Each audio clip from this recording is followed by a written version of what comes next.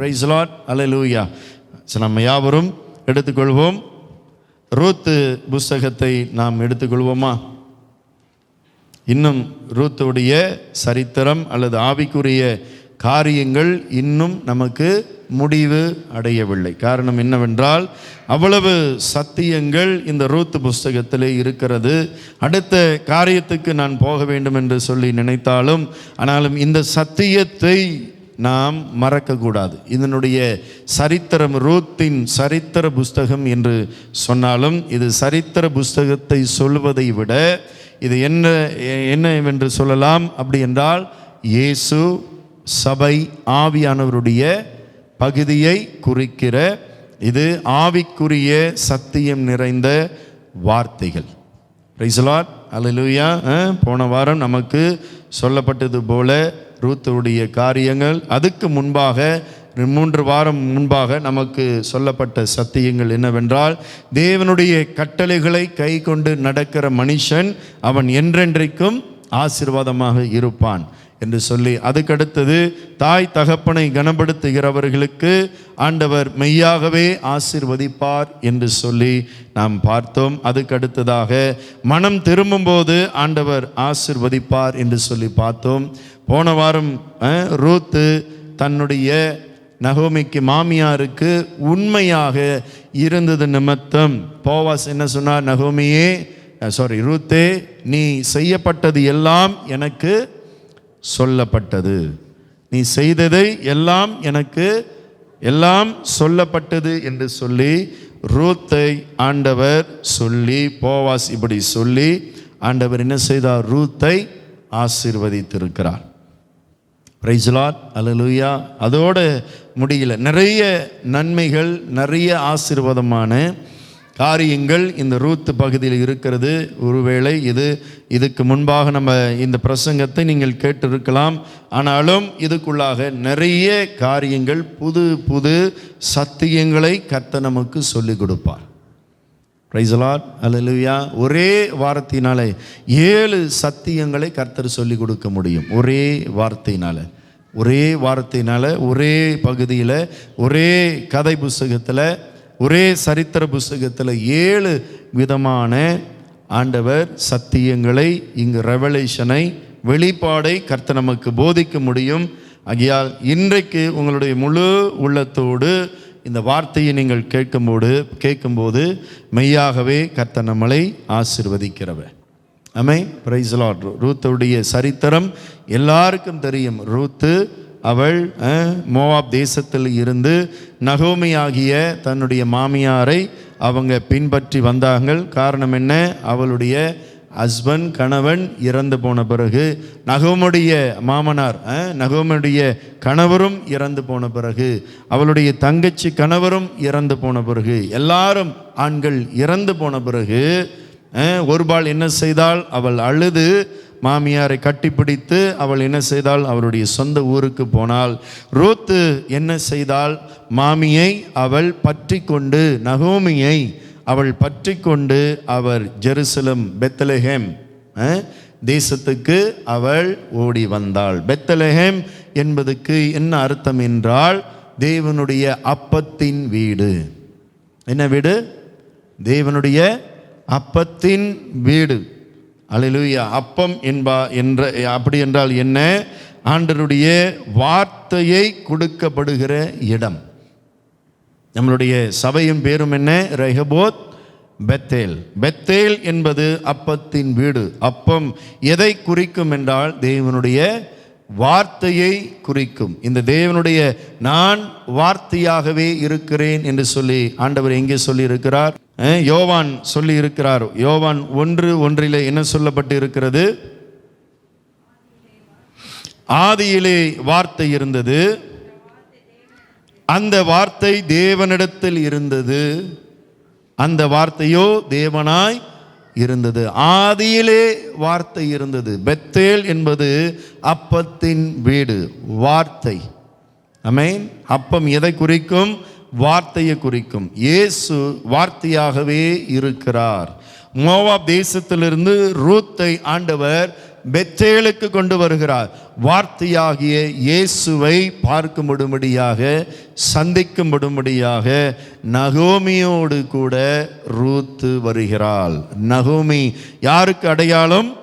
பரிசுத்த ஆவிக்கு அடையாளம். ரூத்து யாருக்கு அடையாளம்? சபைக்கு அடையாளம். போவாஸ் யாருக்கு அடையாளம்?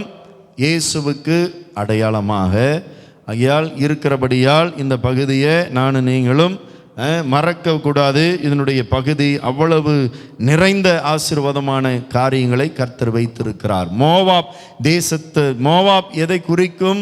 பாவ நிறைந்த உலகத்தை குறிக்கும். பாவம் நிறைந்த அந்நிய தேசத்திலிருந்து, அந்நிய தேசம் என்றால் அவர்களுக்குள்ளாக என்ன தெய்வங்கள் இருக்கும்? விக்கிர தெய்வங்கள் தான் அவங்களுக்குள்ளாக இருக்கும். ஆனாலும் கர்த்தர் ரூத்தை தெரிந்து கொண்டார். இந்த ரூத்தை தெரிந்து கொண்டது போல, ரூத் எங்கிருந்து வந்தவள்?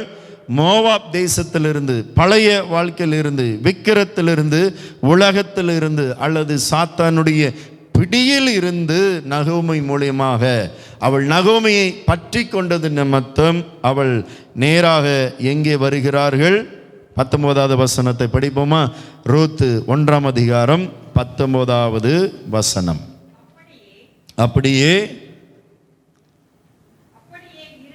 அப்படியே இருவரும் பெத்லெகேம் மட்டும் நடந்து போனார்கள். இருவரும் யாரு? நகோமியும் ரூத்தும். நல்ல விளங்கிக்கணும். ஆவியானவர் உங்களோடு இடைப்படாமல், பேசாமல், அவர் நம்மளுடைய வாழ்க்கையிலே வராமல் ஒருவரும் பெத்லெகேமுக்கு வர முடியாது. ஆவியானவருடைய மகிமை இல்லாமல், அவருடைய கிரியைகள், அவருடைய வேலைகள் இல்லாமல் ஒருவரும் பெத்லெகேம் என்கிற சொல்லப்பட்ட அவருடைய சபைக்கோ அல்லது அவருடைய ராஜ்யத்துக்கோ அல்லது ரட்சிப்புக்காக ஒருவரும் வர முடியாது. இருவரும் நம்மோடு கூட ஆவியானவர் அவர் நுழைந்தார் என்று சொல்லி அப்படி நான் சொல்ல மாட்டேன். அவர்தான் நமக்கு தூண்டுதலை கொடுத்து, போ பெத்லெகேமுக்கு, போ சபைக்கு போ, உனக்கு நன்மை நடக்கும். இந்த ரூத்து தன் வாழ்க்கையிலே அவள் எதிர்பார்க்காதவள். ரூத்து ஒரு தீர்மானத்தோடு வருகிறார். நகோமியோடு கூட ஒப்பந்தம் செய்து வருகிறார். இனி உன் கடவுள் என் கடவுள், இனி உன் ஜனம் என் ஜனம், சாகு மட்டும் நான் உன்னோடு கூட தான் இருப்பேன். இருக்கா நகோமியான ரூத்து அப்படி? 17 படிப்போமா? நீர் மரணம் அடையும் இடத்தில், 17வது, நீ மரணம் அடையும் இடத்தில் நானும் மரணமடைந்து அங்கே அடக்கம் பண்ணப்படுவேன். மரணமே அல்லாமல் வேறொன்றும் உம்மை விட்டு என்னை பிரித்தால் கர்த்தர் அதற்கு சரியாகவும் அதற்கு அதிகமாகவும் எனக்கு செய்ய கடவர் என்றார். எத்தனை ஃபெலோஷிப் பாருங்க, எத்தனை! இதுதான் சோல் டைட், ஆத்மா பிணைப்பு. நகோமியும் ரூத்தும் இருடைய ஆத்மாவுடைய பிணைப்பு. மாமியா என்று சொல்லி பார்க்கல. அவங்களுடைய இருதயம், ரூத்துடைய இருதயம் எப்படி இருக்கிறது? நகோமியோடு கூட மரணம் நேரிட்டால் 2 பேரும் ஒரே இடம். எதை குறிக்கும் அப்படி என்றால் ஆவியானவரோடு இருக்கிற ஐக்கியம், சோல் டைட். அவரோடு நாம் ஃபெலோஷிப்பாக இருக்கும்போது, ஆமென், அது நமக்கு ஆசீர்வாதம். Price the Lord, hallelujah. இந்த நகோமி மூலமாக ரூத்தை ஆண்டவர் பெத்லெகேமுக்கு கொண்டு வருகிறார். இந்த நகோமி மூலியமாக அல்லது ஆவியானவர் மூலியமாக இன்றைக்கு உங்களையும் என்னையும் இயேசுவுக்கு முன்பாக அவர் கொண்டு வந்திருக்கிறார். நம்மளுடைய ஒவ்வொருடைய வாழ்க்கையிலும் ஆவியானவருடைய கிரியைகள், அவருடைய வேலைகள் நிச்சயமாகவே இருக்கும். நம்மளுடைய பலத்தினாலும் அல்ல, நம்மளுடைய பலகாரத்தினாலும் அல்ல, நம்மளுடைய திறமையினாலும் அல்ல, அவருடைய கிருபையினாலே நாம் எல்லாரும் ரட்சிக்க கொள்ளப்பட்டோமா வேதம் சொல்லுகிறது. அவருடைய கிருபை, மனதினுடைய ஞானமோ அறிவோ எதுவும் கிடையாது.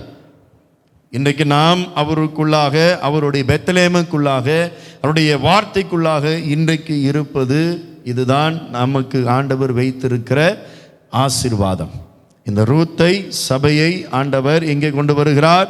வார்த்தைக்கு நேராக இங்கே கொண்டு வருகிறார். அடுத்தது வார்த்தைக்கு நேராக கொண்டு வந்த பிறகு ஆமென், அடுத்தது ரூத்து என்ன செய்கிறாள் என்று சொல்லி மறுபடியும் நம்ம அந்த வசனத்தை பார்ப்போம்.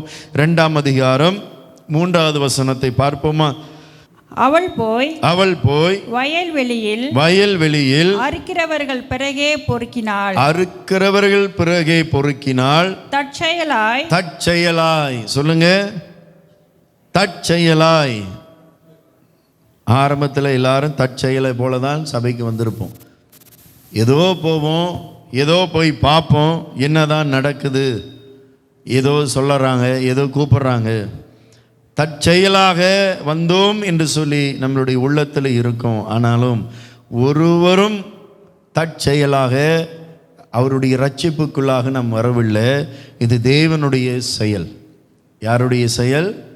இது தேவனுடைய செயல், இது தேவனுடைய சித்தம், இது அவருடைய விருப்பம். நம்புறீங்களா? அல்லேலூயா. யார் மூலியமாக நாம் வந்திருந்தாலும், யார் மூலியமாக நாம் ரட்சிக்கப்பட்டாலும், ஆனாலும் இது மனிதனுடைய செயல் அல்ல, இது தேவனுடைய செயல். நல்லா விளங்கிக்கணும். யாரும் ஒருவரும் சபைக்கு அவர் சீக்கிரமாக வர முடியாது. ஆகையால் நாம் பெத்லெகேமுக்கு வந்திருக்கிறோம். பெத்லெகேமுக்கு வந்து தேவனுடைய வயலுக்கு போவதற்கு, சபைக்கு போவதற்கு ஏதோ நான் தற்செயலாக வந்திருக்கிறேன், ஏதோ ஒரு நிமித்தம் வந்திருக்கிறேன் அப்படி என்று சொல்லி நீங்கள் வரவில்லை. இது தேவனுடைய செயல், இது அவருடைய தீர்மானம். காரணம் என்ன? உங்களை தாயின் கர்ப்பத்திலே தெரிந்து கொண்டவர், இந்த உலகம் படைப்பதற்கு முன்பாகவே உங்களை முன் குறித்தவர்கள் எல்லாரும் எங்கே இருப்பார்கள்? அவருடைய சபையிலே நாட்டப்பட்டு இருப்பார்கள். ஆமென், பிரைஸ் தி லார்ட். அப்ப நாம் யாவரும் தற்செயலாக நாம் வரவில்லை. ஆகையால் இதை நம்ம எல்லாரும் உள்ளத்திலே புரிந்து கொள்ள வேண்டும். நம்மளுடைய அழகோ, நம்மளுடைய செல்வமோ, நம்மளுடைய படிப்போ, நம்மளுடைய ஞானமோ எதையும் இங்கு கொண்டு வரலை. இதெல்லாம் தேவனுடைய கிருபை. ஒரே வார்த்தை, கிருபை என்பது யார்? இயேசுதான் கிருபை. நல்லா விளங்கிக்கணும். கிருபை என்பது சொல்லல்ல, கிருபை என்பது கிருபை நிறைந்த இயேசுதான். அது அவர் சகலமும் கிருபை உள்ளவர். பிரைஸ் தி லார்ட், அல்லேலூயா. அவருடைய கிருபை நிமித்தமே இன்றைக்கு, அவருடைய செயல் நிமித்தமே, தேவ செயல் நிமித்தமே இன்றைக்கு அவருடைய வயலுக்கு நாம் வந்திருக்கிறோம்.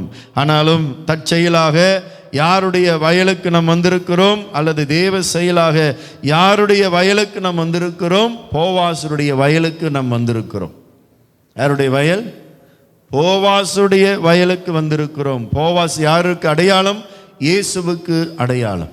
நானும் நீங்களும் இன்றைக்கு இயேசுவுக்கு நேராக வந்திருக்கிறோம். தற்செயலாக அல்ல, தேவனுடைய செயல் நிமித்தமே இன்றைக்கு அவருடைய சபைக்குள்ளாக நாம் வந்திருக்கிறோம் என்று சொல்லி நாம் இன்றைக்கு அறிந்து கொள்ள வேண்டும். 2வது பகுதி, 2ஆம் அதிகாரம் 8வது வசனம் என்ன சொல்லுகிறது? 7வது வசனம் என்ன சொல்லுகிறது? 7, 8 படிப்போமா? அரிக்கிறவர்கள் பிறகே அரிக்கட்டிலில் இருந்து சிந்தினதை பொறுக்கிக் கொள்கிறேன் என்று அவள் என்னிடத்தில் கேட்டுக்கொண்டாள். சிந்தினதை பொறுக்கிக் கொள்கிறேன் என்று அவள் என்னிடத்தில் கேட்டுக்கொண்டாள். சிந்தினதை பொறுக்கிக் கொள்கிறேன் என்று சொல்லி இந்த ரூத் என்ன செய்யறாங்க? அதிகாலையிலே, காலையிலே எழுந்து படிப்போமா? அடுத்தது காலமே துவக்கி இதுவரைக்கும் இங்கே இருக்கிறாள். ரூத் போவாசருடைய வயலுக்கு தேவனுடைய செயல் நிமித்தம், தேவனுடைய கிருபை நிமித்தமே அவள் போவாசருடைய வயலுக்கு வந்த பிறகு அவள் சும்மா இல்லை. அவள் என்னவல்ல? அவள் சும்மா இல்லை. இன்னொன்று, அவள் லேட்டாக வந்தாளா? அதிகாலமே, காலமே துவக்கி. அப்படி என்றால் ரூத்து சோம்பேறியா? இல்லை. காலையிலே தூங்குகிறவன் வேதம் சொல்லுகிறது எங்க நீதிமொழிகள், அவன் சோம்பேறியாம். இன்னும் தூங்குவேன், இன்னும் கைகளை கட்டி தூங்குவேன், இன்னும் கைகளை நெருக்கி தூங்குவேன், என் கண்களை மூடி தூங்குவேன் என்று சொல்லி, சோம்பேறியே நீ போய் எறும்பை பார்த்து போய் கற்றுக்கொள். எறும்பை பார்த்து, எறும்பு கோடை காலத்தில் மழை காலத்தில் எல்லாவற்றையும் சேகரித்து கொள்வோமா? எறும்புக்கு ராஜா ஒன்று இல்லை, எறும்புக்கு அதிகாரி ஒருத்தர் இல்லை, லீடர் இல்லை. ஆனாலும் அவைகள் ஒற்றுமையாக போய் மழை வரும் காலத்தில் முன்கூட்டியே அவைகள் சுறுசுறுப்பாக போகும். காலையிலே எழுந்து டீமாக எழுந்து எல்லாமே படப்படன்னு நடந்து போய் அஸ்கார் மாரி ஆமி மாரி எந்த வீட்டில் எங்கெங்கே கொஞ்சம் கொஞ்சம் எடுக்கணுமோ சீனியை எல்லாத்தையும் எடுத்து வந்து விடும். அதுதான் சுறுசுறுப்பு நிறைந்த எறும்பு.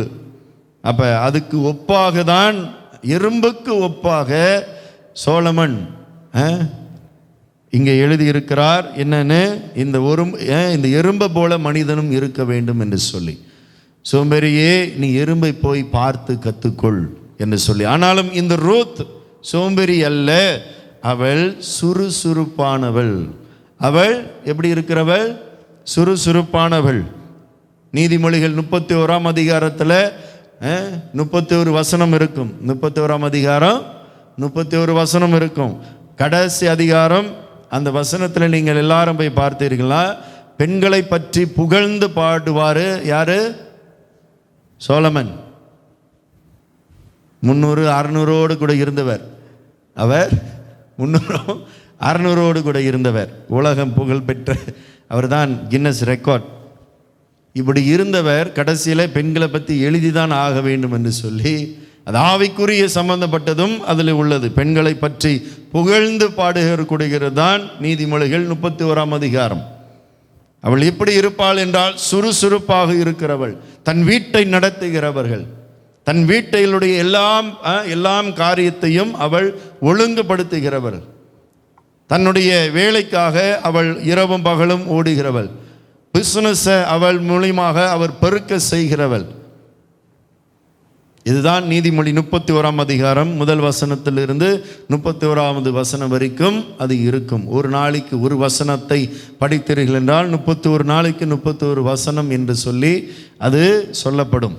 பிரைஸ் தி லார்ட், அல்லேலூயா. அப்போ இவள் காலமே எழுந்து, மாமியோட கூட தூங்குமே, பரவாயில்ல மாமி போகட்டும், மாமி நீங்கள் போங்க போவாசுடைய வயலுக்கு. அவள் மாமியை அவள் அனுப்பலை. வீட்டுக்கு உள்ள தேவையை அவள் சந்திக்கணும். வீட்டில் அரிசி பருப்பு இல்லை, பஞ்சம் காலம், பஞ்ச காலத்தை ஆண்டவர் முடித்து இப்போ மறுபடியும் ஆண்டவர் காலத்தை அப்படி என்றால் ஆசீர்வதித்து காலமாக இருக்கிறபடியால் மழை பெய்தது நிமித்தமே ஆசீர்வதிக்கப்பட்ட காலம் என்று சொல்லப்படும். மழை இல்லை என்றால் வேதம் அழகாக சொல்லும் பஞ்சம் காலம். மழை இல்லை அப்படி என்றால் பஞ்சம் காலம் என்றால் விளங்கிக் கொள்ளுங்கள், மழை இல்லாத காலம். தேவன் மீண்டும் ஆசீர்வதித்தார் என்று சொல்லி சொல்லப்பட்டிருந்தது போல மறுபடியும் ஆண்டவர் மழையை வருஷிக்க பண்ணி நிலத்தை எல்லாம் ஆண்டவர் ஆசீர்வதித்து, இப்போது நகோமி காலமே எழுந்து போவாசுடைய வயலுக்கு வந்து, அவள் சும்மா இல்லை, அவள் விழுந்து போன அல்லது கீழே இருந்த அந்த கோதுமையை அவள் என்ன செய்தாள்? அந்த வாட்கோதுமை அவள் என்ன செய்கிறாள்? அவள் எடுக்கிறாள், பொறுக்கி எடுக்கிறாள், தானாகவே அவள் எடுக்கிறாள். இன்றைக்கு எத்தனை பேருக்கு போவாசருடைய வயலுக்கு வரும்போது இந்த ரூத்தை போல ஆண்டவருடைய வார்த்தையை பொறுக்கிக் கொள்ள முழு மனதோடு நாம் வருகிறோமா? அல்லது ஏதோ தனமாக வருகிறோமா? ஏதோ தனமாக வரும் என்றால் நம்ம எதையும் பெற்றுக்கொள்ள முடியாது. கடமைக்காக நாம் வருவோம் என்றால் எதையும் பெற்றுக்கொள்ள முடியாது. இவள் காலமே எழுந்து, அப்படி என்றால் என்ன? அவள் வெரி பஞ்சுவலிட்டி, ரொம்ப பஞ்சுவலிட்டி. நம் சபைக்கு வருவது ஏதோ ஒரு நாட்களில் லேட் ஆனது பரவாயில்ல, காடி கெட்டு போயிருக்கோம், மழை இருந்திருக்கும், காடி பம்ப்செட் ஆகிருக்கும், அல்லது ஏதோ ஒரு எமர்ஜென்சியில் ஏதோ ஒரு காரியத்தில் நம்ம லேட்டாக வந்திருப்போம். இந்த ரூத்து காலமே எழுந்து போவாசுடைய வயலுக்கு சென்று அவள் நிலத்தில் உள்ள விழுந்த வாட்கோதுமையை அவள் எடுக்கிறாள், அவள் பொறுக்கிறாள். அப்படி என்றால் என்ன? அவள் சுறுசுறுப்பாக வந்து தேவனுடைய வயலுக்கு வந்து கோதுமையை பொறுக்கிக் கொள்ள வேண்டும். இன்றைக்கு எத்தனை பேர் நேரம் தாமத நிமித்தம் எத்தனை காரியங்களை, நன்மையை இழந்து போகிறோம். உங்களுக்கு தெரியுமா? உலகம் நம்மளை பார்த்து என்ன சொல்லுகிறது? 3 மணிக்கு சொன்னால் இவங்க 4 மணிக்கு தான் வருவாங்க. நமக்கு பேர் வச்சிருக்கிறாங்களா? பட்ட பேர். அப்படி இருக்கிறோமா? ஐம் ஒன் த வே. எத்தனை? 3:30 மணிக்கு. அல்லது 3 மணிக்கு அப்பாயின்மெண்ட் வச்சு 2:50க்கு சொல்கிறது ஐம் ஒன் த வே. ஆனால் ஒன் த வே இல்லை, அப்போ தான் வீட்டிலே இருப்பாங்க, எந்த வேயும் இருக்காது. வந்து சேருவாங்க 4 மணி. எத்தனை மணி? 4 மணி. ஆசீர்வாதத்தை பெற்றுக்கொள்ள முடியுமா? உலகம் நம்மளை பார்த்து கண்ணோக்கம் தெரியும், இவங்க சொன்ன பிரகாரம் செய்யாத ஆள். எந்த பொறுப்பும் நம்பி கொடுக்க மாட்டாங்க, தெரியுமா? உலகம் கொடுக்குமா? அதே போல ஆண்டவருடைய சபைக்கு பஞ்சுலிட்டி இல்லை, நமக்குள்ளாக நேர்மை இல்லை, விசுவாசம் இல்லை, ஒரு தேவன் மேலே ஒரு நம்பிக்கை இல்லை, பொய் பித்தலாட்டம் அப்படி இருக்கும் என்றால் கர்த்தர் நம்பி நமக்கு ஏதாச்சும் பொறுப்பு கொடுப்பாரா? கொடுக்க தான் முடியுமா? கொடுக்க தான் செய்வாரா? அப்படியே கொடுத்தாலும் என்ன ஆகும்? ஏதாகும்? முடியுமா? முடியாது. எதையும் சாதிக்க முடியாது. எதையும் நீங்கள் நன்மையை பெற்றுக்கொள்ள முடியாது. உலகத்தில் உள்ள ஆசீர்வாதத்தையும் பெற்றுக்கொள்ள முடியாது. இந்த சபைக்கு வந்து ஆவிக்குரிய நன்மைகள், ஆவிக்குரிய ஆசீர்வாதம், அவருடைய அபிஷேகம், அவருடைய வரங்கள், அவருடைய வார்த்தை, அவருடைய இடத்திலிருந்து வருகிற தேவ வார்த்தை, அபிஷேகம் நிறைந்த வார்த்தை, ஆவிக்குரிய வார்த்தையை அதையும் பெற்றுக்கொள்ள முடியாது. இன்றைக்கு எத்தனை பேர் தாமதமாக வருகிறோம். தாமதமாக வரும்போது தேவ பிரசனத்திலே பாடு இருக்கிற இந்த பாடலை நம்ம எல்லாம் இழந்து விடுகிறோம். எங்கே 2-3 பேர் என் நாமத்தினாலே கூடி வருகிறீர்களோ அவர்கள் நடுவிலே நான் இருப்பேன் என்று சொல்லி ஆண்டவர் வாக்கு கொடுத்தவர். அந்த விசுவாசத்தோடு வருகிறோமா? அல்லது நான் அவருக்கு முன்பாக நான் போக வேண்டும் என்று சொல்லி வருகிறோமா? துதி பாடல் எவ்வளவு முக்கியம் உங்களுக்கு தெரியுமா? வார்த்தையை கேட்பதற்கு முன்பாக நாம் அவரை கனப்படுத்தினால்தான் இந்த வார்த்தை, வாட்கோதுமையாகிய மணி, அவருடைய வார்த்தை நீங்கள் எல்லாரும் பொறுக்கிக் கொள்ள முடியும், எடுத்துக்கொள்ள முடியும். உங்களுடைய உள்ளத்திலே அது பதிந்து நீங்கள் எழுதி கொள்ள முடியும். வேதம் சொல்லுகிறது அவருடைய வார்த்தையை நம்முடைய இருதயத்தின் பலகையிலே எழுதி கொள்ள வேண்டுமா? அவருடைய வார்த்தை நம்மிடத்தில் பேசப்பட வேண்டும் என்றால் ஆராதனைக்கு கரெக்டாக நம்ம வர முயற்சிக்கணும். எனக்கு தெரியும் எல்லாரும் நீங்கள் வேலைக்கு செல்கிறவர்கள், உண்மை. ஞாயிற்றுக்கிழமை ஒரு நாள் உங்களுக்கு ஓய்வு இருந்தும் இந்த ஓய்வு நாட்களை கர்த்தருக்கு நீங்கள் கனப்படுத்தும் போது அவர் உங்களை கனப்படுத்த மாட்டாரா?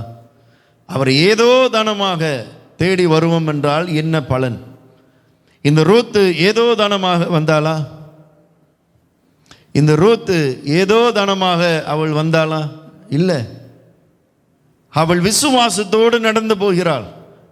ஏதோ ஒரு வயலை கர்த்தர் எனக்கு என்று வைத்திருப்பார். அவள் விசுவாசத்தோடு வீட்டு விட்டு நடந்து போகிறாள். தேவனுடைய கண்களில் இருந்து எனக்கு தயவு கிடைக்கும் என்று சொல்லி அவள் எந்த ஊரு? அந்நிய ஊரு. இஸ்ரவேல் தேவனுடைய மகிமை அறியாதவள். ஆனாலும் இஸ்ரவேல் தேசத்துக்குள்ளாக நுழைந்து விட்டாள். பெத்லெஹேமுக்கு நுழைந்து விட்டாள். இன்றைக்கு சபைக்கு நுழைந்து விட்டோம். இந்த ரூத்தை போல விசுவாசத்தோடு நம்பிக்கையோடு சுறுசுறுப்பாக சரியான நேரத்தில் அவருடைய வார்த்தையை கேட்க, அவரை துதிக்க, ஆராதிக்க நாம் வருகிறோமா? செயல்படுகிறோமா? அல்லது முடிவு எடுத்திருக்கிறோமா? நீங்கள் எதையும் முடிவெடுத்தால்தான் எதையும் சாதிக்க முடியும். உங்களுடைய முடிவு எதையும் சாதிக்க முடியும். நீங்கள் எடுக்கிற தீர்மானம். எல்லாவற்றிலும் அலட்சியம் ஒன்று இருக்கும் என்றால் வாழ்க்கையும் அலட்சியமாக தான் இருக்கும். உங்களுக்கு தெரியுமா? எத்தனை காரியத்தில், தேவனுடைய காரியத்தில் அல்லது உலகத்தில் ரீதியில் காரியத்தில் அலட்சியம் படுத்தியிருக்கிறீர்கள். அலட்சிய நிமித்தம் வந்திருக்கிற வேதனை யாருக்கு? நமக்கு தான். அலட்சியமாக ரோட்டில் ஓடணுமா? என்ன ஆகுறது? சோப்பு லைட்டு இருந்தாலும் நான் போவேன், என்ன ஆகும்? நாங்கள் விசிட் பண்ணணும். வந்து எங்கே? ஹாஸ்பிட்டலில் கை கால் உடஞ்சி அப்படிதான். காரணம் என்ன? அலட்சியம். இப்படி வேலை இடத்துல அலட்சியம். பாஸ் ஏதோ ஒரு காரியம் சொன்னால் செய்ய மாட்டேன், அவர் என்ன சொல்கிறது நான் என்ன செய்கிறது, இது இவர் பாஸுக்கு சம்பளம் கொடுக்குற மாதிரி. அலட்சியம், எல்லா வகையிலும் அலட்சியம், உண்மை இல்லை, வேலிடத்தில் உண்மை இல்லை. இப்படி அலட்சியம் இருப்போம் என்றால், இந்த ரூத் அலட்சியமாக இருந்தாளா? விசுவாசத்தோடு வீட்டை விட்டு புறப்பட்டு போகிறாள். அவள் வெளியே நடந்து போன உடனே கர்த்தருக்கு தெரியுது, அவள் தற்செயலாகல, தேவனுடைய செயல் நிமித்தமே அவள் போவாசுடைய வயலுக்கு வந்த உடனே சும்மா இல்லை. சபைக்கு வந்து சும்மா இருக்கக்கூடாது, வந்த உடனே உட்கார்ந்து ஜெபிக்கணும், தேவனை ஆராதிக்கணும், பயபக்தியோடு உட்கார்ந்து இருக்கணும். அதுதான் சபை. இன்னைக்கு சபையில் பயபக்தி ஒன்று இல்லாமலே போய்விட்டது. கத்தோலிக்க சபையில் எவ்வளோ டிசிப்ளின் உங்களுக்கு தெரியுமா? ஒரு பூச்சி சத்தம் கேட்குமா, ஒரு குழந்தை சத்தம் கேட்குமா, எங்கே தான் போச்சுன்னு தெரியாது. குழந்தை சத்தம்லாம், ஒரு பிள்ளை சத்தம் எங்கே போயிடுச்சுன்னு தெரியாது. டிசிப்ளின் கத்தோலிக்கில் இருந்து கற்றுக்கலாம். இந்த நம்ம சபையிலிருந்து ஆவிக்குரிய சபை இன்னைக்கு டிசிப்ளின்லாம் இல்லை, மறந்துட்டாங்க. ஏன்னா நம்ம ஆண்டவருடைய ஃப்ரெண்டாக இருக்கிற நேரத்தில் ஃப்ரெண்டாக இருக்கணும், துதிக்கிற நேரத்தில் அவர் தேவன், நான் தேவனை பார்க்க வருகிறேன். எவ்வளோ சீரியஸாக வருகிறோமா? வந்து உட்கார்ந்து அமர்ந்திருந்து அல்லது தேவனுடைய வார்த்தையால் அமர்ந்திருந்து தேவனோடு பேசுகிறோமா, ஜெபிக்கிறோமா, அல்லது அப்படியே நின்று உலாவி பராக்க பார்த்து கொண்டு இருக்கிறோமா? அப்படியே மேலே உள்ள லைட்டு கீழே உள்ள லைட்டு நடந்து போகிறவங்கள இப்படியே நின்று பார்த்துக்கிட்டே கண்ணை உருட்டிக்கிட்டே இருக்கிறோமா? என்ன நன்மை இருக்கிறது? கர்த்தர் எதற்காக நம்மளை அழைத்தார்? இந்த ஆண்டவர் ரூத்தருடைய வாழ்க்கை ஆசீர்வதிக்கும்படியாக தான் கர்த்தர் வேறு பிரித்து ஒருபாளை ஆண்டவர் தெரிந்து கொள்ளல. ரூத்தை கர்த்தர் தெரிந்து கொண்டு அவள் தேவனுடைய செயல் நிமித்தம் சபைக்கு வருகிறாள். இந்த நன்மையை இன்றைக்கு சபையை புரிந்து கொள்ளவில்லை. காரணம் என்ன? அநேக அலட்சியம், கால நேரத்தை சரிபடுத்தலை, சபைக்கு வருவதில் நமக்கு நாட்டம் இல்லை, சபைக்கு போகணும் என்று சொல்லி நமக்கு அந்த வாஞ்சியும் இல்லை. எந்த காரியத்தில் சோர்வாக இருக்கிறோம்? ஆதியில் முன்பெல்லாம் சீக்கிரனா சபைக்கு வந்து பாசர் ஜெபிக்கும் போது நன்மை எல்லாம் சீக்கிரம் நன்மையாகும், சீக்கிரம் சுகமாகும். இன்னைக்கு சளி பிடிச்சா வரமாட்டாங்க, தொண்டை வலினா வரமாட்டாங்க, தலை வலினா வரல, காலு வலினா வரல, காலு சுளுக்கிக்குச்சு, இடுப்பு சுளுக்கிக்குச்சு, எதையோ காரணம். இன்னும் நாளாவ என்ன காரணத்தை நீங்கள் என்ன காரணம் சொல்கிறீங்களோ அதை தான் உங்களுடைய பிள்ளைகளை நாளைக்கு காரணத்தை சொல்லுவார்கள். எதை விதைத்தீர்களோ அதை அறுப்பீர்கள். தெரியுமா? இதான் உண்மை. இன்றைக்கு பயபக்தியாக அம்மா அப்பாவிலே இல்லை என்றால், சபையும் இல்லை என்றால், நாளைக்கு வருகிற ஜெனரேஷனும் அப்படித்தான் இருப்பார்கள். இந்த பயபக்தியை இன்றைக்கு நீங்கள் பிள்ளைகளுக்கு அதை நீங்கள் போதிப்பீர்கள் என்றால், இந்த ரூத்துக்கு யார் சொல்லிக் கொடுத்தா? அதிகாலமே எழுந்த வண்ணமாக நான் போவாசருடைய வயலுக்கு போவேன் என்று சொல்லி ஆவியானவர் அவளோடு இடைப்பட்டார். இன்னைக்கு ஆவியானவர் நம்மளோடு இடைப்படுகிறார், பேசுகிறார். ஆனால் முடிவெடுக்கிறோமா? ஒரு தீர்மானம் எடுக்கிறோமா? நம்முடைய வாழ்க்கையிலே ஒரு மாற்றம் வர வேண்டும் என்று சொல்லி நாம் விசுவாசிக்கிறோமா? இன்றைக்கு நீங்கள் எடுக்கிற தீர்மானம் நாளைக்கு பிள்ளைகள் உங்களை பார்த்து அப்படியே கற்றுக்கொள்வார்கள். எவ்வளவுக்கு எவ்வளவு பிள்ளைகளுக்கு பயபக்தியை சொல்லிக் கொடுக்குறீங்களோ அவளுக்கு அவர்களுடைய வாழ்க்கை ஆசீர்வாதமாக இருக்கும், ஆசீர்வாதமாக இருக்கும். நான் பார்த்துருக்கிறேன். எவ்வளவுக்கு எவ்வளவு எந்த குடும்பம் பயபக்தியாக இருக்கிறதோ அந்த குடும்பம் தேவனாலே ஆசீர்வதிக்கப்படும். எல்லா வகையிலும் டிசிப்ளின், சபைக்கு வருவதில் டிசிப்ளின், உடுத்துறதில் டிசிப்ளின். ஏதோ கையமையாக நம்ம உடுத்திட்டு வர முடியாது. நல்லா அழகாக முடியெல்லாம் சீவி அழகாக பவுடர்லாம் போட்டு ராஜாவை பார்க்க வருகிறோம். அதான் உன்னத பாட்டில் அவர் எழுதியிருக்கிறார். உன்னத பாட்டு யாரை சொல்லுகிறது? உன்னத பாட்டு யாருக்குரியது? கர்த்தருக்கும் நமக்கும் குறிய அன்பை குறிக்கிறது. என் ராஜாவை நான் பார்க்க வருகிறேன், என் மணவாளனை நான் சந்திக்க வருகிறேன் என்று சொல்லி அழகாக உடுத்தி நல்ல தரமான உங்களுக்கு தரமான உள்ள உடுப்பை, அழகான உடுப்பை போட்டுட்டு வரும்போது அது பயபக்தியை குறிக்கும். ஒவ்வொரு காரியமும் நீங்கள் செயல்படும் போது அது உங்களுக்குள்ளாக வெளிப்படுகிற ஒரு காரியம். ஏன் இந்த பகுதியை சொல்லணும்? காலமே அவள் எழுந்து, ஏன் இந்த ஒவ்வொரு வார்த்தையும் எழுதப்படணும்? இன்றைக்கும் நீங்கள் கேளுங்க, இந்த ரூத் புஸ்தகத்தில் கர்த்தர் உங்களிடத்தில் நீங்கள் வீட்டுக்கு போய் படித்தாலும் பேசுவார். இந்த வருடம் முழுவதிலும் கர்த்தர் பேச முடியும். அவ்வளவு சத்தியங்கள் அடங்கி இருக்கிறது இந்த ரூத் புஸ்தகத்தில். இந்த வார்த்தையெல்லாம் ஏன் எழுதப்படணும்? காலமே எழுந்தாங்களா? ரூத் நடந்தாங்களா? ஏதோ போய் வயலில் பொறுக்கினாங்களா? வாட்கோதுமை எடுத்தாங்களா? இது என்ன சரித்திரம்? ஏதோ ஒரு கதை தானே? இல்லை. கர்த்தருக்கும் சபைக்கும் ஆவியானவருக்கும் இடையில நடக்கப்படுகிற ஒரு உண்மை நிறைந்த அல்லது இனியும் வரப்போகிற நடக்கிற இதுக்கு முன்பாக நடந்த எல்லாம் கதைகளும் எழுதப்பட்டது தான் இந்த ரூத் சரித்திரம்.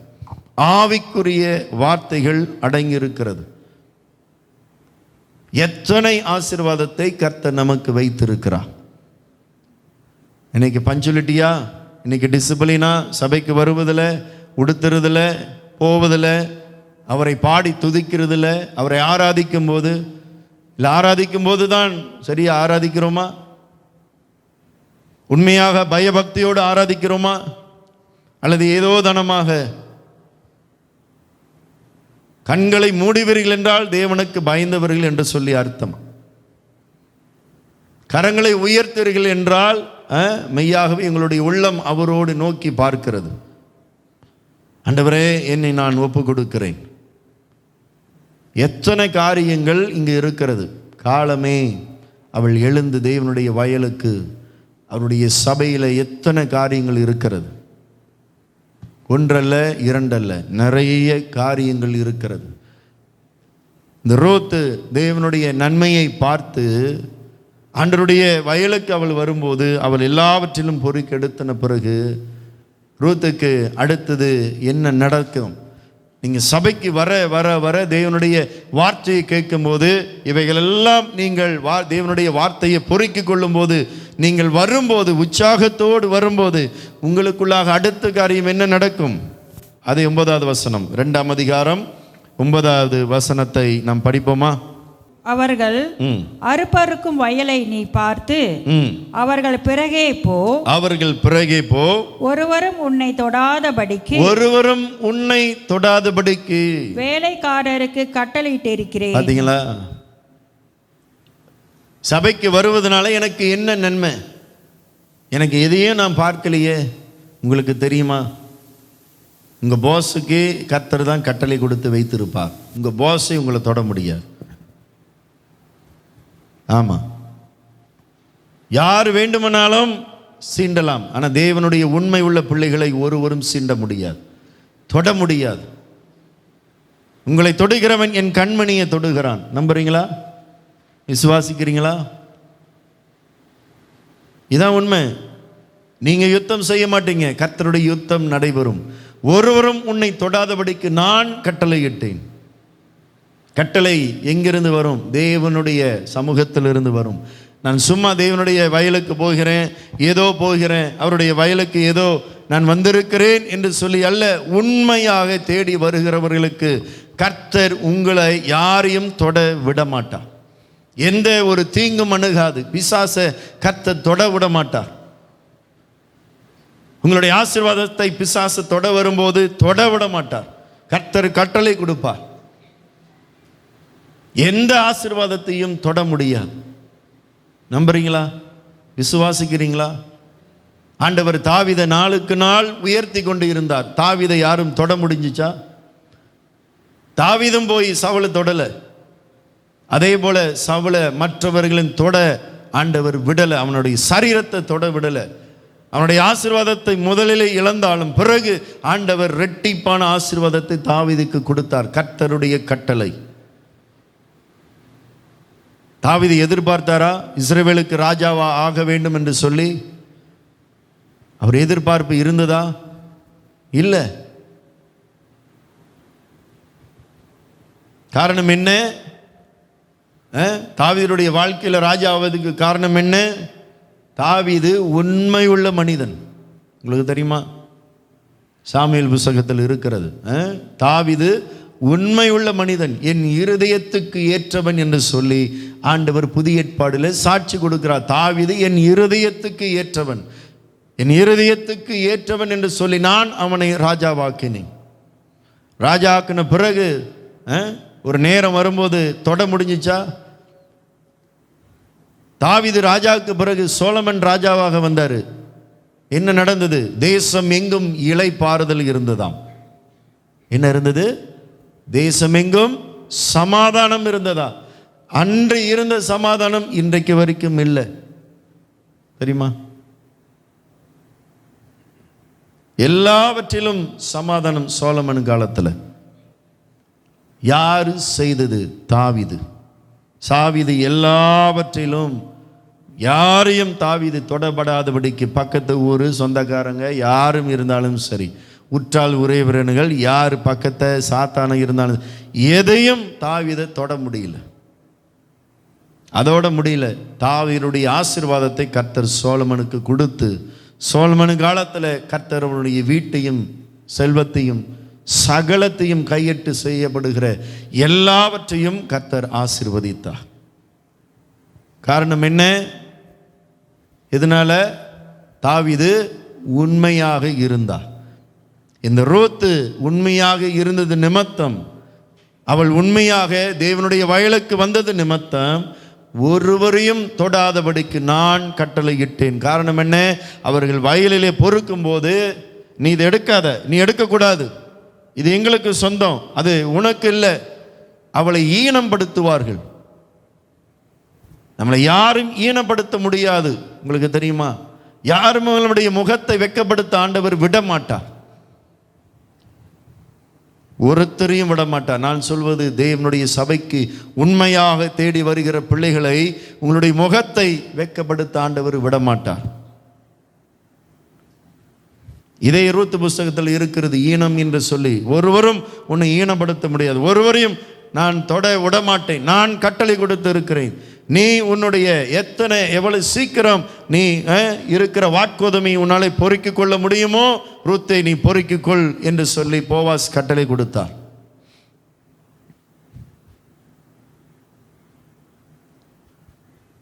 கட்டளை கொடுத்த பிறகு அவளுக்கு என்ன நடந்தது? 17வது வசனம், 2ஆம் அதிகாரம் 17வது வசனம் என்ன நடக்கிறது?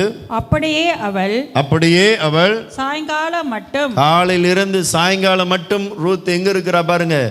தேவனுடைய சபையிலே இருக்கிறாள். தேவனோடு ஐக்கியமாக இருக்கலாம். தேவனோடு அவருடைய ஃபெலோஷிப்பிலே அவள் உள்ளுக்கு இருக்கும்போது என்ன நடக்கிறது? சாயங்காலம் மட்டும் வயலிலே கதிர் பொறுக்கினாள். சாயங்காலம் மட்டும் கதிர் பொறுக்கினாள். பொறுக்கினதை அவள் தட்டி அடித்து தீர்ந்தபோது அது ஏறக்குறைய ஒரு மரக்கால் வாட்கோதுமை கண்டது. அது ஏறக்குறைய ஒரு மரக்கால் வாட்கோதுமையை கண்டது. ஒரு மரக்கால் என்பது 10 கிலோ. எவ்வளவு சுறுசுறுப்பு பார்த்தீங்களா? 10 கிலோ வாட்கோதுமைய கோதுமை மணி அவள் என்ன செய்தால்? சுறுசுறுப்பாக தேவன் கொடுத்த கட்டளையின் பிரகாரம், போவாஸ் கொடுத்த அந்த என்ன சொல்லலாம், சுதந்திரத்து நிமித்தம் அவள் சுறுசுறுப்பாக சாயங்காலம் மட்டும், காலை முதல் சாயங்காலம் மட்டும் அவள் பொறுக்கி எடுத்தது ஒரு மரக்கால் என்பது 10 கிலோ. இதுதான் ஆசீர்வாதம். சபைக்கு வந்தால் எனக்கு என்ன இருக்கிறது என்று சொல்லி நினைக்கலாம். இந்த ரூத்து எதிர்பாராத விதமாக அவளுக்கு கிடைத்த ஆசீர்வாதம் 10 கிலோ. 10 என்பது என்ன? ஒரு மரக்கால் என்பது என்ன? பூரண ஆசீர்வாதம். 7 என்பது ஆசீர்வாதம், 10 என்பது பூரண ஆசீர்வாதம். பூரண ஆசீர்வாதத்தை நானும் நீங்களும் இன்றைக்கு எங்கே எடுக்க முடியும்? இந்த ரூத்து போல சபையில் தான் எடுக்க முடியும்.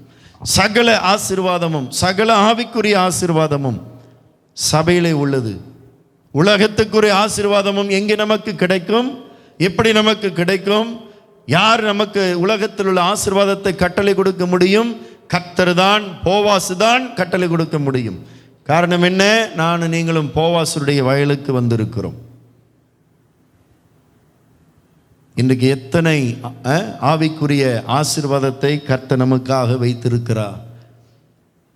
இதெல்லாம் எழுதணுமா? இந்த 10 கிலோ பற்றி, ஒரு மரக்கால் பற்றி ரூத் அடித்து அவள் எடுத்தாள்.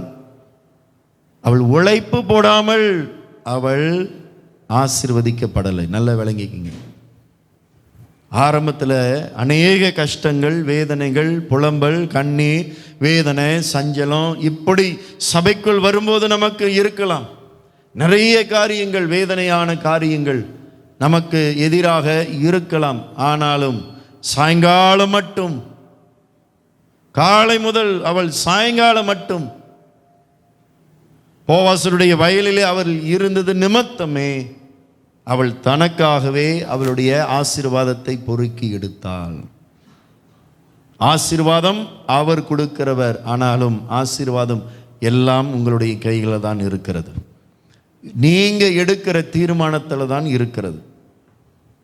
ஆகையால் நீங்கள் யாவரும் தற்செயலாக சபைக்கு வரல, தேவனுடைய செயல் நிமித்தமே வந்திருக்கிறோம். காரணம் என்ன? அல்லேலூயா. இன்றைக்கு நம்மளை யாரும் தொட ஆண்டவர் விட மாட்டார்.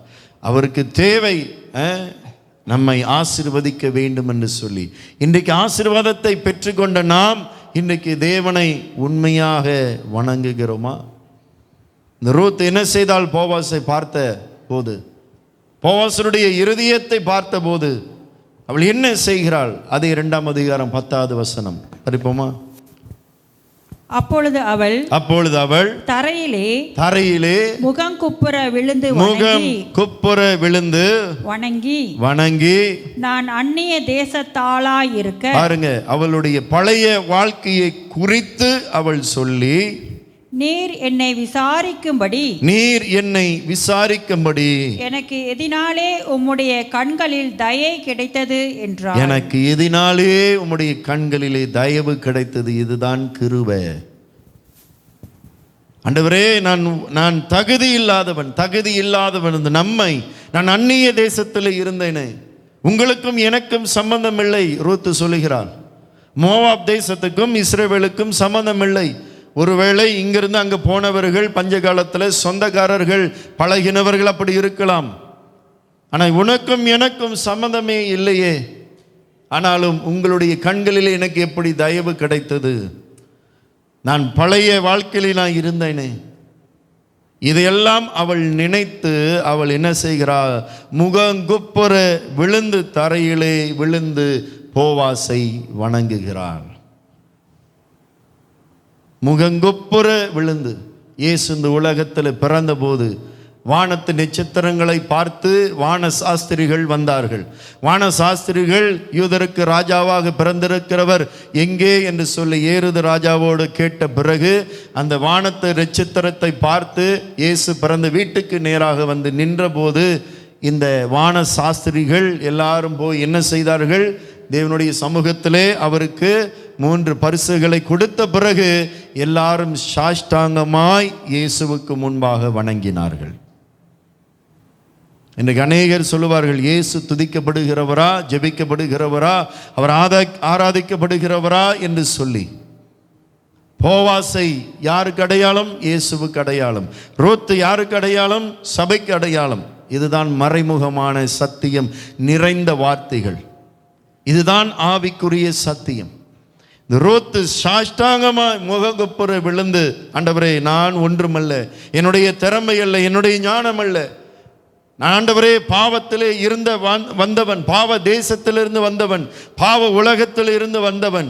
உம்மிடத்திலிருந்து எனக்கு எப்படி தயவு கிடைத்தது? உம்முடைய வயலுக்கு வர நான் ஆண்டவரை ரட்சிக்கப்படும்படியாக என்னை தெரிந்து கொண்டு இன்றைக்கு உங்களுடைய கண்களிலே கிடைத்த தயவுக்காக ஆண்டவரை அதை நினைத்து நான் முகங்குப்புற என்னை நான் டெடிகேட் பண்ணுகிறேன், என்னை நான் சரண்டர் பண்ணுகிறேன். ஆண்டவரே, என்னை முழுமையாக ஒப்பு கொடுக்கிறேன்.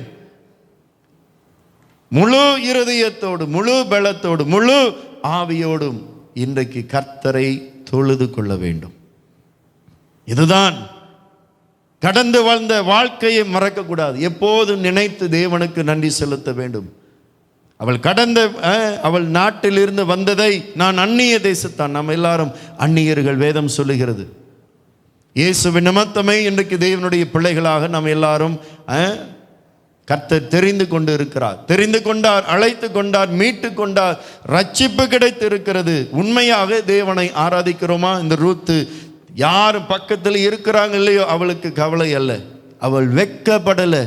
தேவனை துதிக்கிறதுக்கு இன்னைக்கு நமக்கு நிறைய பேருக்கு வெட்கம், வாயை திறப்பதற்கு வெட்கம், ஆராதிப்பதற்கு வெட்கம். எத்தனை வேதனை! நமக்கே இவ்வளவு வேதனை இருக்கும் என்றால் உங்களை என்னையும் தெரிந்து கொண்ட, அழைத்து கொண்டு, மீட்டு கொண்ட ஆண்டவருக்கு எவ்வளவு எதிர்பார்ப்பு இருக்கும். என் மகன், என் மகள் என்னை வந்து துதிக்க மாட்டாளா?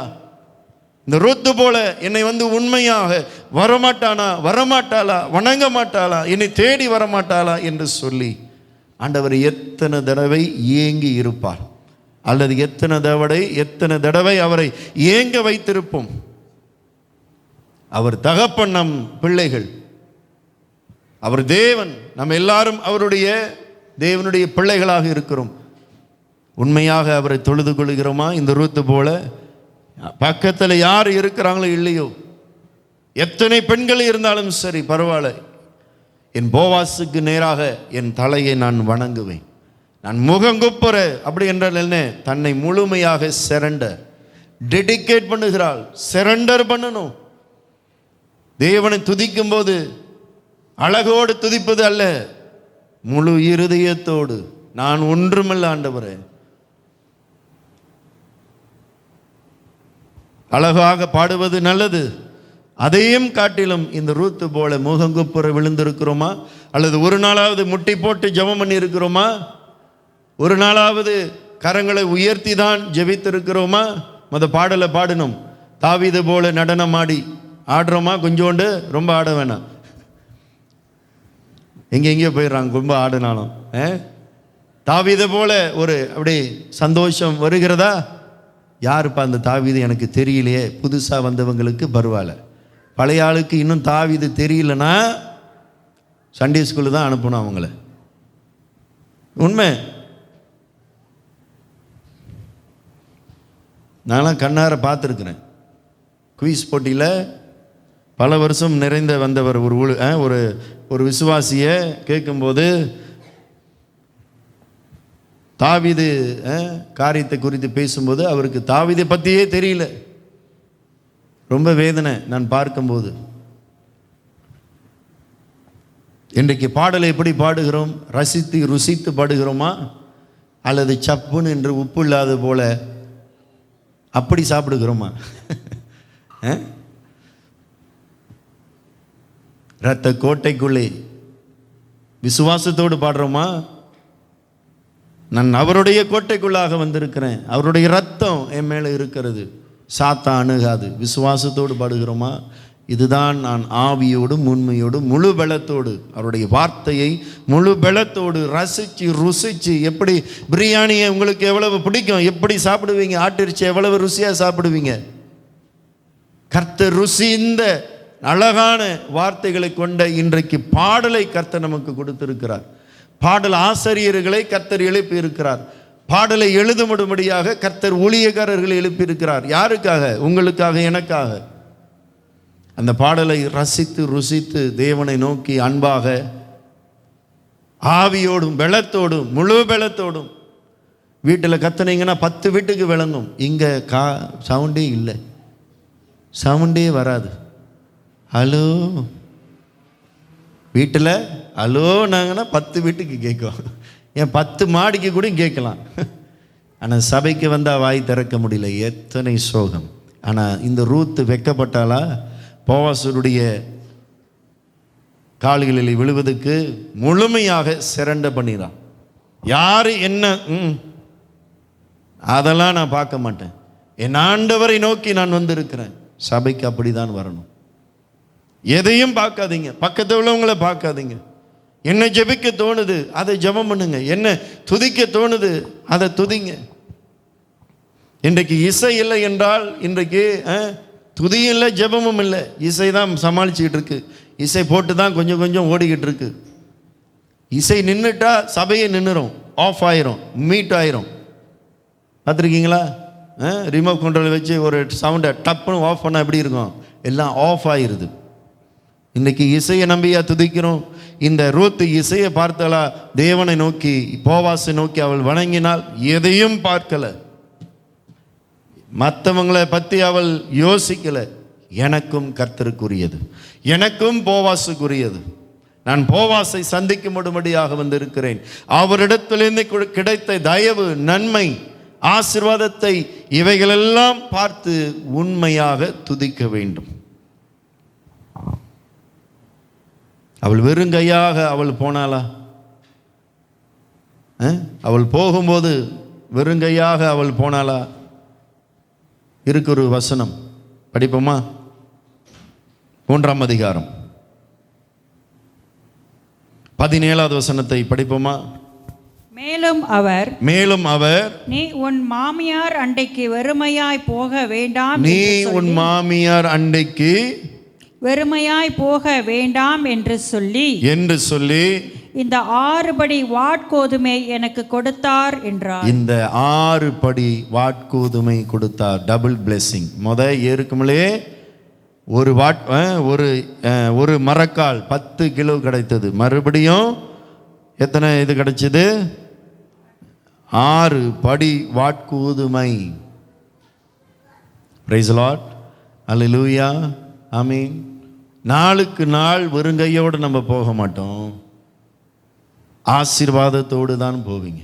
அதோடு உங்களை யாரும் பிடிக்க முடியாதுங்க. உங்களை கண்டவன் இயேசுவை கண்டான். ஜோசப் சொல்லுகிறாரு, என்னன்னு, நான் வரும்போது உனக்கு இருந்தது கொஞ்சம், நான் வந்த பிறகு உனக்கு அதிகம். யாக்கோபும் அதுதான் சொல்லுகிறாரு, ஜோசப்பும் அதுதான் சொல்லுகிறார் பழைய ஏற்பாடுல. உங்களுக்குள்ளாக இருக்கிற ஆசீர்வாதம், நீங்கள் எங்கு சென்றாலும் ஆசீர்வாதம் வரும், இரட்டிப்பான ஆசீர்வாதம். பிரைஸ் தி லார்ட், அல்லேலூயா, ஆமென். இதுதான் ஆண்டவர் ரூத்தை, ஆண்டவர் அவருடைய சித்தத்தின் பிரகாரம், அவருடைய செயல் பிரகாரம் அவருடைய வயலுக்கு கொண்டு வந்த காரணம். பிரைஸ் தி லார்ட், அல்லேலூயா. இதோட ஊழியம் முடிந்ததா? துதித்தோம், ஆராதித்தோம், நன்மையை பெற்றுக்கொண்டோம். அடுத்தது சபை என்ன செய்யணும்? கடைசியாக அடுத்தது சபையோடைய வேலை தான் என்ன? இன்றைக்கும் இயேசு என்ன எதிர்பார்க்கிறார்? சபையோடைய வேலை என்ன? படிப்போமா? 4ஆம் அதிகாரம் 13வது வசனம். போவாஸ் ரூத்தை விவாகம் பண்ணினான். போவாஸ் ரூத்தை விவாகம் பண்ணினான். அவள் அவனுக்கு மனைவியானாள். அவன் அவளிடத்தில் பிரவேசித்த போது அவள் கர்ப்பம் தரித்து ஒரு ஆண் பிள்ளையை பெற கர்த்தர் அனுக்கிரகம் பண்ணினார். ஒரு ஆண் பிள்ளையை பெற கர்த்தர் அனுக்கிரமம் பண்ணினாள். ரூத்துக்கும் போவாசுக்கும் விவாகம் நடந்தது, திருமணம் ஆகி இருக்கிறது. இன்றைக்கு போவாசுடைய வயலுக்கு நாம் வந்துட்டோம், தேவனை துதித்துட்டோம், அவருடைய கண்களிலே தயவு கிடைத்திருக்கிறது, ஆசீர்வாதம் கிடைத்திருக்கிறது. நாளுக்கு நாள் இரட்டிப்பான ஆசீர்வாதமும் கிடைத்திருக்கிறது. அடுத்தது என்ன நடக்கிறது? ரூத்துக்கு என்ன நடக்கிறது? ஆண்டவர் என்ன செய்கிறாள்? அவளுடைய வீட்டை ஆசீர்வதிக்க வேண்டும் என்று சொல்லி கர்த்தர் பிள்ளையை கொடுக்கிறார். ரூத்து கற்பம் தரிக்கிறாள். இன்றைக்கு சபை ஒவ்வொருவரும் ஆத்துமா ஆதாயம் செய்வதில் சபை கற்பம் தரிக்க வேண்டும். கற்பம் தரிக்கவில்லை என்றால் என்ன சொல்வார்கள் தமிழில்? மலடி. சந்ததி உருவாக்கப்படாது. இன்றைக்கு சபைக்குள்ளாக எல்லா நன்மையும் பெற்றுக்கொண்ட நாம் அடுத்தது என்ன செய்ய வேண்டும்? உங்களுக்குள்ளாக ஆவிக்குரிய ஆத்துமாக்களை தேட வேண்டும். ஆவிக்குரிய பிள்ளைகளை நீங்கள் பெற்று எடுக்க வேண்டும். அப்படி என்றால் என்ன? ஆத்துமா ஆதாயம் செய்ய வேண்டும். இன்றைக்கு இது செய்வதுதான் அநேகருக்கு அந்த விருப்பம் இல்லாமலே இருப்பது மிக மிக குறைவு. ஆத்தும ஆதாயம் செய்வதுதான் ஆண்டவருடைய பெரிய ஒரு திட்டம். அதுதான் பவுல் சொல்லுகிறார், நான் ஒரு ஆட்களை நான் பெறுவதற்கு நான் கற்ப வேதனைப்படுகிறேன். ஒரு ஆத்துமா ரட்சிக்கப்படுவதற்கு நான் கற்ப வேதனைப்படுகிறேன். இன்னைக்கு கற்பம் தரிக்கிறோமா? ஒரு பிள்ளைகளாவது பெற்றுக்கொண்டு இருக்கிறோமா? ஒரு ஆத்மாவது இயேசுவை பற்றி சொல்லி இருக்கிறோமா? ஒரு ஆத்மாவது ஃபாலோ அப் பண்ணி இருக்கிறோமா? ஒரு ஆத்மாவுக்காக இயேசுவை பற்றி சொல்லி சபைக்கு கொண்டு வர வேண்டும் என்று சொல்லி ஆத்மா தாகம், ஆத்மா பாரம். இந்த ரூத்து கற்பம் தரித்தால் நானும் நீங்களும் ஆவிக்குரிய கற்பம் தரித்திருக்கிறோமா? அந்த வாஞ்சை இருக்கிறதா? இன்னைக்கு நமக்கு ஒருவர் வந்து சொல்லாவிட்டால் நமக்கு இன்னைக்கு சபை இல்லை. நம் தற்செயலாக வரல, தேவனுடைய செயல் நிமித்தமே வந்தோம். இன்னைக்கு நமக்கு வந்து ஒருவர் தேவனுடைய வார்த்தை, இயேசுடைய வார்த்தையை சொல்லாவிட்டால் இன்றைக்கு சபைக்குள்ளாக நாம் இருக்க மாட்டோம். இன்றைக்கு ஆத்துமாதாயம் செய்வது தான் ஆண்டவருடைய விருப்பம். உலகமெங்கும் புறப்பட்டு சென்று பிதா, குமாரன், பரிசுத்த ஆவி நாமத்தினாலே ஞானஸ்தானம் கொடுத்து எனக்கு சீஷர்களாக்குங்கள். சீஷராக்குறோமா? நாமளே இன்னும் சீஷராகலைன்னா மற்றவங்களை சீஷராக்க முடியாது. ஆத்தும ஆதாயத்தில் நமக்கு அந்த பாரமும் இருக்காது. பாரம் உள்ளவர்கள் எதையும் செய்ய மாட்டார்கள். வந்து உட்காந்துட்டு நாக்காளி நம்ம சூடாக்கிட்டு நல்லா இருந்துச்சு, நம்மளே சாப்பிட்டு நல்லா இருந்துச்சு, வாழைப்பழம், ஏப்பிள், கிரேப்ஸு எல்லாம் சாப்பிட்டு, பிரியாணி, ஆட்டுக்கறி, மாட்டுக்கறி எல்லாம் சாப்பிட்டு நல்ல ருசியாக இருக்குன்னு சொல்லி அந்த ருசியை பிறருக்கு கொடுக்க மாட்டோம். அப்படி இருப்போமா? அப்படி இருக்கிறோமா? அப்படி சிந்திக்கிறோமா? ஒரு நாளாவது ஆண்டவரே இந்த ஆத்மா ரட்சிக்கப்பட வேண்டும், என் பக்கத்து வீட்டுக்காரங்க ரட்சிக்கப்படணும், ஆண்டவரே இந்த நபரே எனக்கு தெரியும், என்னோட கூட வேலை செய்கிறவ, இவர் ரட்சிக்கப்படணும் ஆண்டவரே, இவங்க உங்களை தேடி வரட்டுமே. ஜெபித்திருக்கிறோமா? ஆத்தும ஆதாயத்துக்காக ஆண்டவரே இவர்கள் ரட்சிக்கப்பட வேண்டும் என்று சொல்லி அந்த இரக்க குணம் நமக்குள்ளாக இருக்கிறதா? மனதுருக்கம் நமக்குள்ளாக வருகிறதா?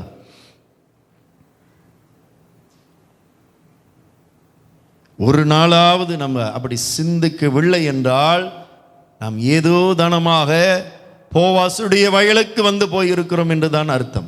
இதுதான் உண்மை.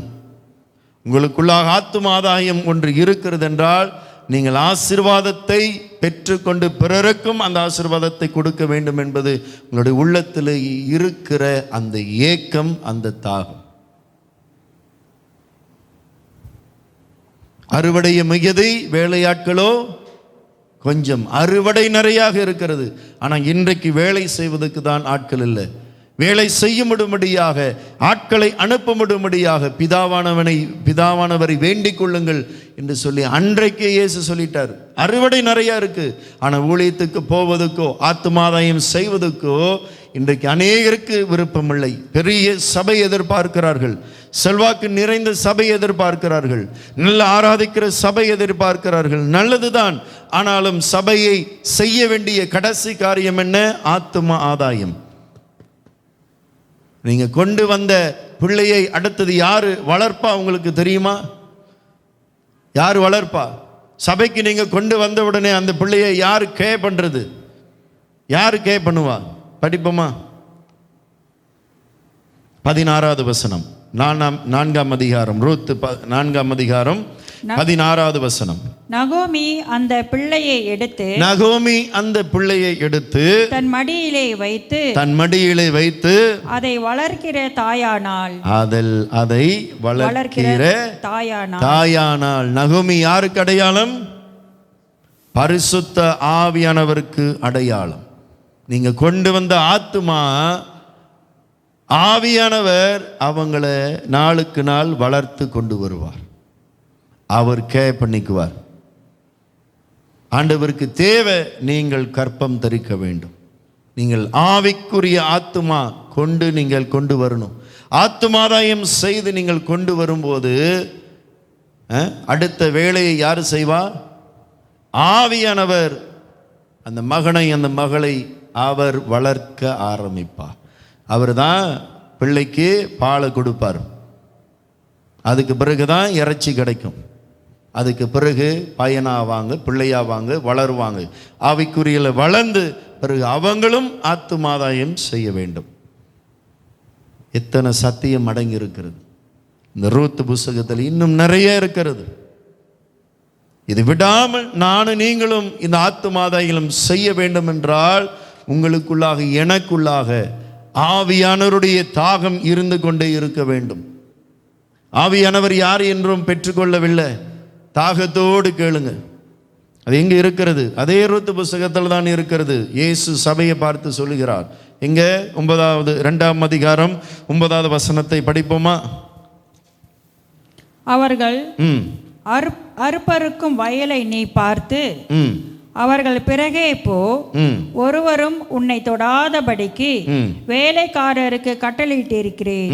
உனக்கு தாகம் எடுத்தால், பாருங்க, உனக்கு தாகம் எடுத்தால் தண்ணீர் குடங்கள் அண்டைக்கு போய். நம்ம தான் போனோம். போவாஸ் வந்து கொடுக்கல, நல்லா நான் வச்சுக்கோங்க. போவாஸ் அந்த கச்சாடியை கொண்டு வந்து தூக்கி ரூத்து பக்கத்தில் வைக்கல. உனக்கு தாகம் எடுத்தால், தாகம் எடுக்குதா? 10 கிலோமீட்டர் நடந்தால் தான் நம்மளுக்கு தாகம் எடுக்கும். கிறிஸ்துவுக்குள் தாகம் எடுக்கிறதா? தாகம் என்பது என்ன? உனக்கு தாகம் எடுத்தால் தண்ணீர் கூட அண்டைக்கு போய் நம்ம தான் மெண்டு கொண்டு தண்ணியை குடிக்கணும். நான் கொடுக்கும் தண்ணீரோ உங்களுக்கு ஜீவ தண்ணீர். நான் கொடுக்கும் தண்ணீர் உங்களுக்கு இனியும் தாகம் எடுக்காது. யாருக்கு ஆண்டவர் சொன்னார்? சமரியா ஸ்திரிக்கு ஆண்டவர் சொன்னார். ஆவியானவரை தாகத்தோடு தேட விரும்புகிறோமா? அடுத்த நிலைக்கு போக. உனக்கு தாகம் எடுத்தால், இந்த வார்த்தை ஏங்க சொல்லப்படணும்? போவாசு ரூத்தை பார்த்து சொல்லணுமா? ஆண்டவர் இன்றைக்கும் அதுதான் விட்டு விடுகிறார். ஆவியானவரை உங்களுடைய கைகளிலே அவர் விட்டு விடுகிறார். பெற்றுக்கொள்வதும் பெற்றுக்கொள்வாததும் அது உங்களுடைய தாகத்தை பொறுத்து இருக்கிறது. நீங்கள் எவ்வளவு தாகத்தோடு ஆண்டவரை தேடுகிறீர்களோ ஆவியானவர் உங்களுக்குள்ளாக ஜீவ நதியாக, ஜீவ மகிமையாக அவர் பெந்தகோஸ்து நாளிலே எப்படி இறங்கி வந்தாரோ உங்களுக்குள்ளாக இறங்கி வந்து அவர் உங்களுக்குள்ளாக ஆளுகை செய்வார். ஆமென். Praise the Lord. நித்தியமான ஜீவ தண்ணீரம் அது நமக்குள்ளாக ஜீவ நதியாக கடந்து போகுமா? அதுதான் சோர்ந்தே போக மாட்டீர்கள். எந்த சூழ்நிலை வந்தாலும் யாரும் உங்களுடைய சோர்வை கொண்டு வர முடியாது. எதை பார்த்தாலும் சோர்வு அடைய மாட்டீர்கள். ஏனென்றால் ஆவியானவர் உங்களுக்குள்ளாக ஜீவ நதியாக அவர் உள்ளத்தில், ஆவியில், ஆத்துமால, உங்களுடைய ஆவி ஆத்மா சரீரத்தில் ஜீவ மகிமையாக உங்களுடைய சரீரத்தில், அதுதான் தேவனுடைய அளவில்லாத பிரசனத்துக்குள்ளாக உங்களை வழிநடத்த செல்லும். எந்த சோர்வு வந்தாலும், எந்த பின்மாற்றங்கள் காரியங்கள் வந்தாலும் சரி, என்ன சோகமான காரியங்கள் வந்தாலும் சரி, நீங்கள் கர்த்தருக்குள்ளாக மன மகிழ்ச்சியோடு சந்தோஷத்தோடு இன்றைக்கு எப்படி தேவனை துதிக்கிறீங்களோ நாளைக்கு அப்படி துதிப்பீங்க, ஆராதிப்பீங்க, அவருக்காக ஊழியம் செய்வீங்க, பிரகாசிப்பீங்க. ஒருவரும் உங்களை கீழே தள்ள முடியாது. இதுதான் உங்களுக்கு தாகம் எடுக்க வேண்டும். ஆவியானவர் இல்லாமல் நீங்கள் எந்த காரியத்தையும் செய்ய முடியாது. Praise the Lord. அல்லேலூயா. இந்த ரூத்தை போல இன்றைக்கு நாம் ஆமென் நம்மளுடைய வாழ்க்கையை தெரிந்து கொள்ள வேண்டும். Praise the Lord. Hallelujah. Amen. நம்ம எழுந்த வண்ணமாக நம் உள்ளத்தை ஆமென் கர்த்தருக்கு நேராக ஒப்பு கொடுப்போமா? அல்லேலூயா, அல்லேலூயா, அல்லேலூயா. நம்ம அப்படியே ஜெபம் பண்ணுவோம். ஸோ இசை வாசிக்கிறவர்கள் முன்பாக வாங்க. அல்லேலூயா. பிரசனம், தேவ பிரசனமே என்று சொல்லி இந்த பாடலை முழு உள்ளத்தோடு நாம் பாடி ஆராதனைக்குள்ளாக முடிவடைய போகிறோம். அல்லேலூயா. அந்த பாடலை நாம் பாடுவோமாக. அல்லேலூயா, அல்லேலூயா. நன்றி இயேசுவே, நாங்கள் உமக்கு நன்றி செலுத்துகிறோம். ஆவியானவரே நன்றி செலுத்துகிறோம். இந்த ரூத்தை போல ஆண்டவரே, இன்றைக்கு நீர் எங்களை அழைத்திருக்கிறீர். நாங்கள் உமக்கு நன்றி செலுத்துகிறோம் எங்கள் தகப்பனே. தேவரீர், இந்த ரூத்து மோவாப் தேசத்திலிருந்து வந்தது போல நாங்களும் அந்நியர்களாக நாங்கள் இருந்தோம் ஒரு காலத்தில். இன்றைக்கு உமது பிள்ளைகளாக நாங்கள் இருக்கிறோம் எங்கள் தகப்பனே. ஆகையால் கர்த்தர் ஆண்டவரே, உமது வயலுக்குள்ளாக நீர் எங்களை கொண்டு வந்திருக்கிறீர். ஆகையால் உம்முடைய வயலிலே நாங்கள் ஆண்டவரே உம்முடைய வார்த்தையை இன்றைக்கு நாங்கள் எடுத்திருக்கிறோம் எங்கள் தகப்பனே. இந்த வார்த்தைக்கு நேராக இன்றைக்கு எங்களுடைய இருதயத்தை ஒப்பு கொடுக்கிறோம் எங்கள் தகப்பனே. ஹல்லேலூயா, ஹல்லேலூயா, ஹல்லேலூயா, ஹல்லேலூயா. பாடுவோமா? ஹல்லேலூயா. பிரசனம், ஹல்லேலூயா. தேவனுடைய மகிமை நம்மை எல்லாம் பரிசுத்த ஸ்தலத்தில் இன்றைக்கு கொண்டு போகும் என்று சொல்லி ஹல்லேலூயா இந்த பாடலை முழு இருதயத்தோடு முழு பலத்தோடு நாம் பாடுவோமாக. அவள் என்ன செய்தாள்? ரூத் என்ன செய்தாள்? யாரையும் அவள் பார்க்கவில்லை. எனக்கும் போவாசுக்கும், எனக்கும் இயேசுவுக்கும் இதுதான் ஆண்டவர் எதிர்பார்க்கிறார். யாரையும் பார்க்க வேண்டாம். உங்களுடைய கரங்களை உயர்த்தி உங்களுடைய உள்ளத்தை தேவனுக்கு நேராக, உங்களுடைய சிந்தையை தேவனுக்கு நேராக அப்படி இன்றைக்கு நீங்கள் பார்ப்பீர்கள் என்றால் அல்லேலூயா, இந்த ரூத்து ஆசீர்வாதத்தை பெற்றுக்கொண்டது போல இன்றைக்கும் நீங்கள் பெற்றுக்கொள்வீர்கள். அது நித்தியமான ஆசீர்வாதம். நன்றி ஆண்டவரே, நல்ல பிரசனத்துக்காக நன்றி, நல்ல வார்த்தைக்காக நாங்கள் நன்றி செலுத்துகிறோம். இன்றைக்கு ஆண்டவரே, உம்முடைய வார்த்தையை நாங்கள் பெற்றுக்கொண்டோம். உம்முடைய வார்த்தையே எங்களை வாழ வைக்கிறது. இன்றைக்கு இந்த வார்த்தையின் பிரகாரம் ஆண்டவரே உம்முடைய வாழ்க்கையை தீர்மானம் எடுத்து நாங்கள் வாழ்வோம் எங்கள் தகப்பனே. நீர் எங்களிடத்திலே பேசியிருந்த வார்த்தைக்கு நாங்கள் ஆண்டவரே தட்டாமல் இதன் பிரகாரம் கீழ்ப்படிந்து நடக்க, அதன் பிரகாரம் செயல்பட இன்றைக்கு எங்களுடைய இருதயத்தை ஒப்பு கொடுக்கிறோம். இன்றைக்கு மெய்யாகவே கர்த்தர் உங்களிடத்தில் பேசியிருப்பார் என்றால் இந்த வார்த்தைக்கு நேராக ஒப்பு கொடுக்கும் போது எப்படி ஆவியானவர் ஹல்லேலூயா நகோமி ரூத்தினுடைய பிள்ளையை தன் மடியிலே வைத்து அவள் வளர்த்தாளோ, ஆவியானவர் உங்களை வளர செய்கிறவர். ஆவியானவர் உங்களை பொறுப்படுத்தி அவர் நடத்த செய்கிறவர். ஆவியானவரே எங்களுக்கு உதவி செய்யும், ஆவியானவரே எங்களை தேற்றுங்க, எங்களை பலப்படுத்துங்க என்று சொல்லி யாரெல்லாம் ஆவியானவருடைய துணையை கேட்கிறீர்களோ அவர் உங்களுடைய பக்கமாக வந்து அவர் உங்களை பலப்படுத்தி நிமர செய்கிறவர். மறுபடியும் நம்மளை நிமர செய்கிறவர். பலவீனத்தை எடுத்து பலத்தினாலே நம்மளை இடை கட்டுகிறவர். ஆவியானவர் வரும்போது எல்லாரும் பலனடைந்தார்கள் வேதம் சொல்லுகிறது. இழந்த பலத்தை மீண்டும் பெற்றுக்கொள்ளப்படும்படியாக அல்லேலூயா. இன்றைக்கு உங்களுடைய உள்ளத்தை தேவனுக்கு நேராக ஆண்டவரே இதன் பிரகாரம் இன்றைக்கு நான் ஒப்பு கொடுக்கிறேன் என்று சொல்லி நீங்கள் எடுக்கிற இந்த தீர்மானம் மெய்யாகவே அது உங்களை ஆசீர்வதிக்கும். ரூத்துக்கு இரட்டிப்பான ஆசீர்வாதத்தை கர்த்தர் கொடுத்தது போல, பரிபூர்ணமான ஆசீர்வாதத்தை கொடுத்தது போல ஆண்டவர் உங்களுக்கும் வெறுங்கையாக அவர் அனுப்புவது இல்லை. பரிபூர்ணமான ஆசீர்வாதம், பரிபூர்ணமான ஆசீர்வாதத்தை, நிரந்தர ஆசீர்வாதத்தை அல்லேலூயா அவருடைய பரலோகத்திலிருந்து கொடுக்கப்பட்ட சகல நன்மைகளாலும் ஆசீர்வாதத்தினாலும் கர்த்தர் ரூத் ஆகிய சபையை அவர் ஆசீர்வதிக்கிறவர். ரூத் என்பது தேவனாலே நேசிக்கப்பட்டவள். சபை தேவனாலே நேசிக்கப்படுகிறது. அவராலே நடத்தப்படும், அவராலே செயல்படும். அல்லேலூயா.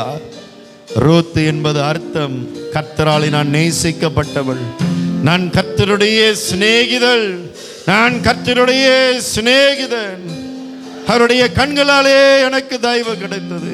நான் ஆண்டவரே எம்மாத்திரம், உம்முடைய கண்களிலே கிடைத்த தயவை நினைத்து நான் எப்போதும் உங்களை வணங்குவேன், எப்போதும் உங்களை தேடி வருவேன். நான் உம்மோடு இருப்பேன் ஆண்டவரே. என் உள்ளம் உமக்கு சொந்தம், என் இருதயம் உமக்கு சொந்தம். இனி நான் உலகத்துக்காக வாழ்வது அல்ல, இன்று முதல் உமக்காக நான் வாழ்வேன் என்று சொல்லி இன்றைக்கு நீங்கள் எடுக்கிற தீர்மானம் அல்லேலூயா அதை உங்களை மேலும் மேலும் ஆவிக்குரிய சகல ஆசீர்வாதத்தினாலும் அது உங்களை நிறைத்து ஆசீர்வதிக்கும். நன்றி அப்பா, இந்த வார்த்தையின் பிரகாரம் இன்றைக்கு எங்களுடைய இருதயத்தை ஒப்பு கொடுக்கிறோம், எங்கள் வாழ்க்கையை ஒப்பு கொடுக்கிறோம். உம்மை துதிக்க உங்களை ஆராதிக்காகவே எங்களை படைத்திருக்கிறேன், எங்களை முன்குறித்திருக்கிறேன். இந்த வார்த்தையின் பிரகாரம் எங்களுடைய முழுமையாக எங்களுடைய வாழ்க்கையை, எங்கள் உடல் பொருள் ஆவியை ஒப்பு கொடுக்கிறோம். கர்த்தருடைய கரம் எங்களை வழிநடத்தட்டும் ஆண்டவரே. எல்லாம் அலட்சிய போக்கு எங்களை விட்டு கடந்து போகட்டும்.